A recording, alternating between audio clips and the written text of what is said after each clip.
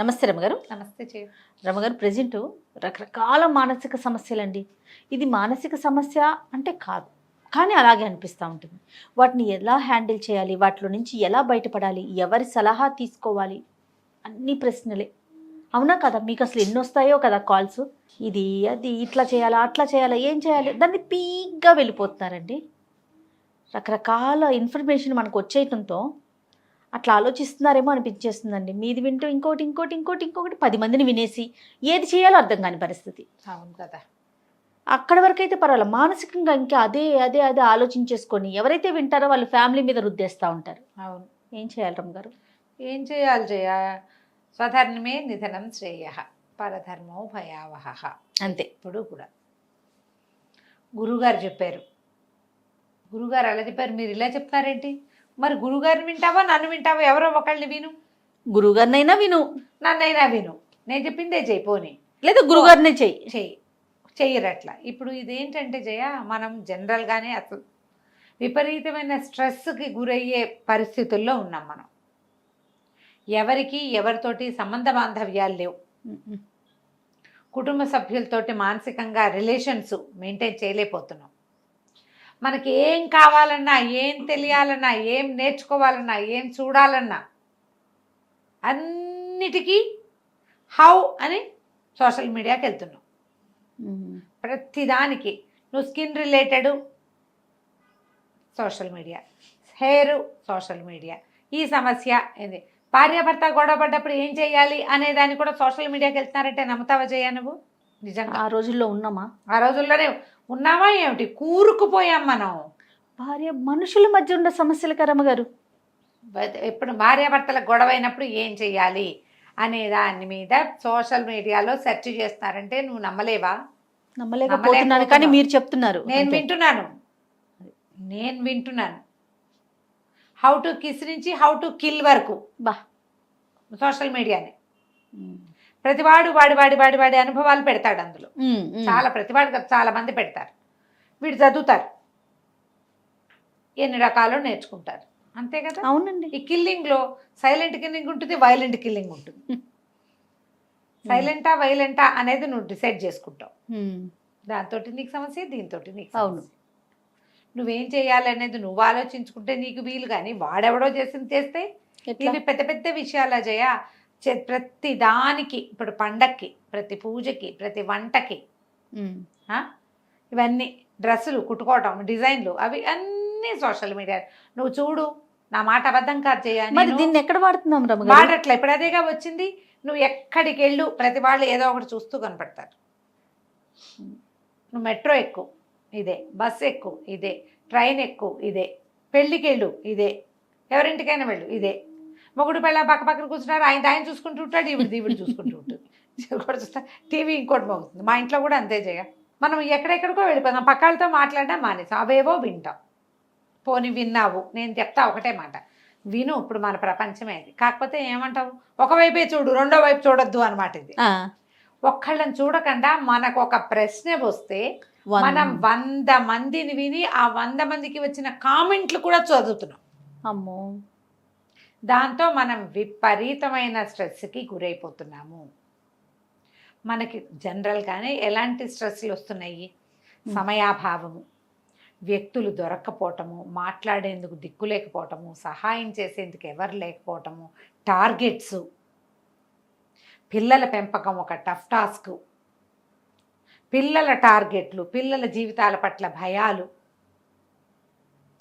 మన జాతకం పట్ల దిగులు, భయం, ఫైనాన్షియల్ స్టేటస్లో వచ్చే ఇబ్బందులు, సామాజిక పరమైన చిక్కులు, ఇవి కాకుండా ట్రాఫిక్, ఇంట్లో గ్యాడ్జెట్స్ ఉంటే వాటి వల్ల, హోమ్ అప్లయన్సెస్ ఉంటే వాటితోటి ప్రాబ్లమ్స్, వస్తువులు చెడిపోవటం, సహాయానికి ఎవరు లేకపోవటం. ఎలా ఉన్నాయి జయ?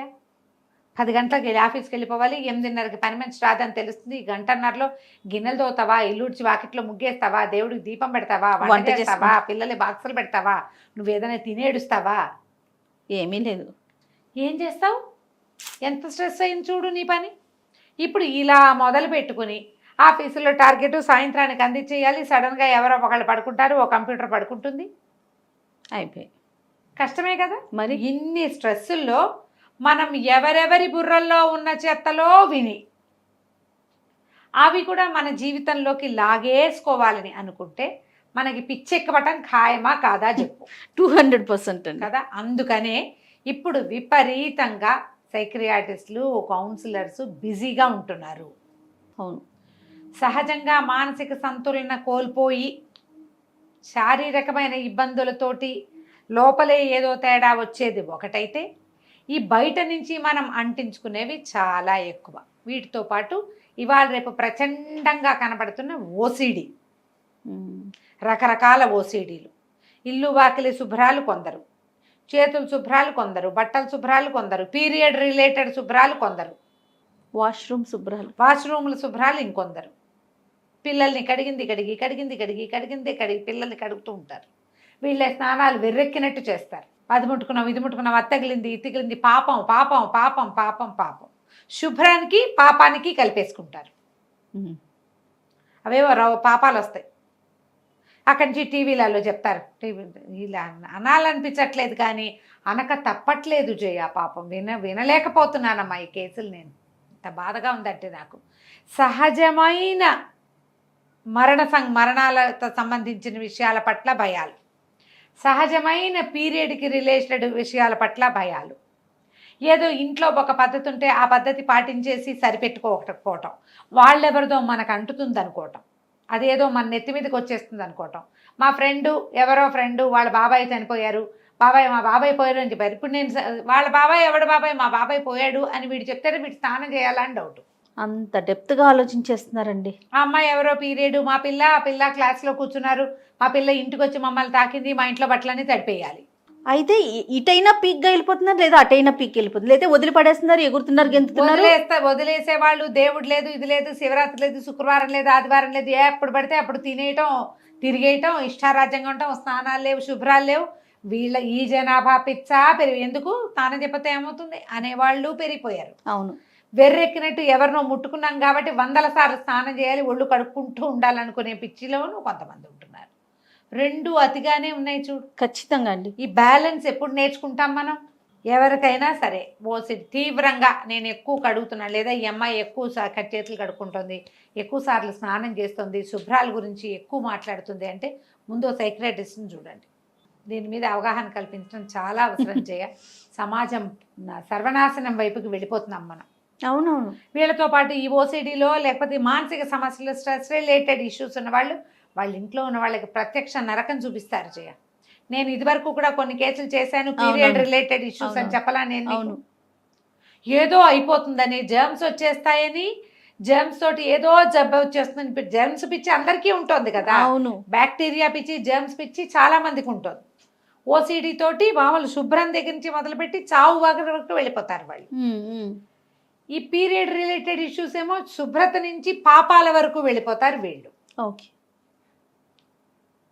శుభ్రము పాపము ఒకటి కాదుగా, శుభ్రము పుణ్యము ఒకటి కాదు. శుభ్రత అశుభ్రత, అశుచి వేరు, పాప పుణ్యాలు వేరు. ఈ రెండింటిని మిక్స్. దీని మీదే మాట్లాడటం. మన ఎవరో కూడా ఒక ఆవిడ నన్ను అడిగారు, పీరియడ్స్ కలుపుకోకపోవడం గురించి మీరు మాట్లాడండి. అవన్నీ ఎవరి ఛాయిస్ ప్రకారం వాళ్ళు చేసుకుంటారండి, నేను చెప్పను. ఇలాంటి పెద్దవాళ్ళు చెప్పాలి, గైడెన్స్ ఇవ్వాలి. ఈ గైడెన్స్ ఇచ్చేసరికల్లా ఏమవుతుంది, ఎక్కువ. ఇప్పుడు నేను జయ నిజంగా చెప్పాలని లేదు కానీ చెప్పాల్సి వస్తుంది.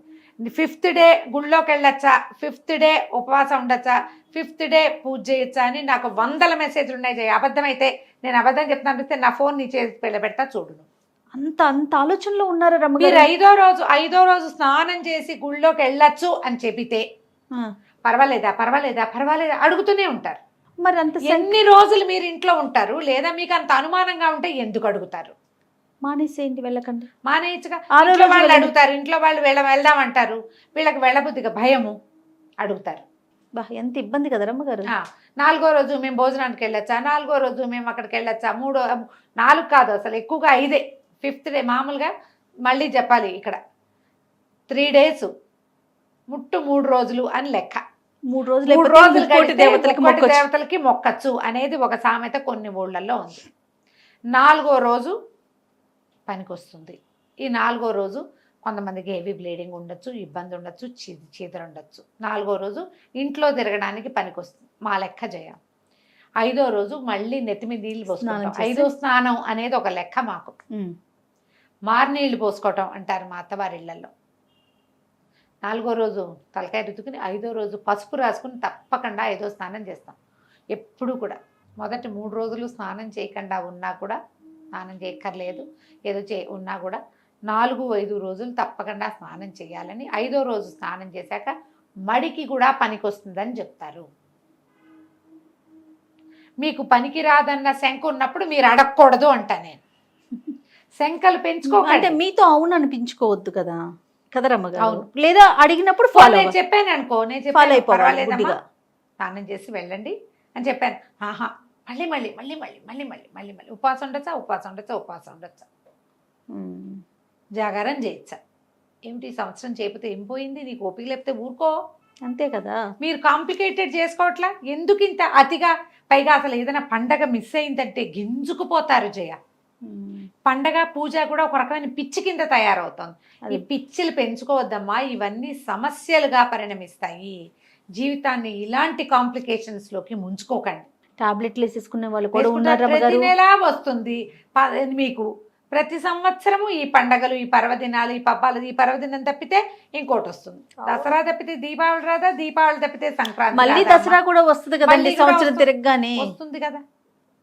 అవును, ఎందుకు కాంప్లికేటెడ్ చేసుకోవాలి? నిజమే రమ్మగారు, కరెక్ట్. ఈ కాంప్లికేషన్స్, ఈ దిగుళ్ళు, ఈ అక్కర్లేని మీకు ఉన్న స్ట్రెస్లు చాలక ఇవి కూడా పెట్టుకుని ఆలోచించుకుని మిమ్మల్ని మీరు హింసించుకుని మీరు బాధపడుతూ ఇంట్లో వాళ్ళని కూడా ఇబ్బంది పెడతారు. ఎందుకు వచ్చిందమ్మా? మగవాళ్ళ ఫీలింగ్స్ రకరకాల, వాళ్ళకుంటే స్ట్రెస్లు వాళ్ళకుంటాయి. మనం ఆడవాళ్ళ గురించే మాట్లాడుతున్నాం. అవును, ఆడవాళ్ళ వ్యవహారాలే, వాళ్ళ దారిని వాళ్ళు ఉండొచ్చు కదా.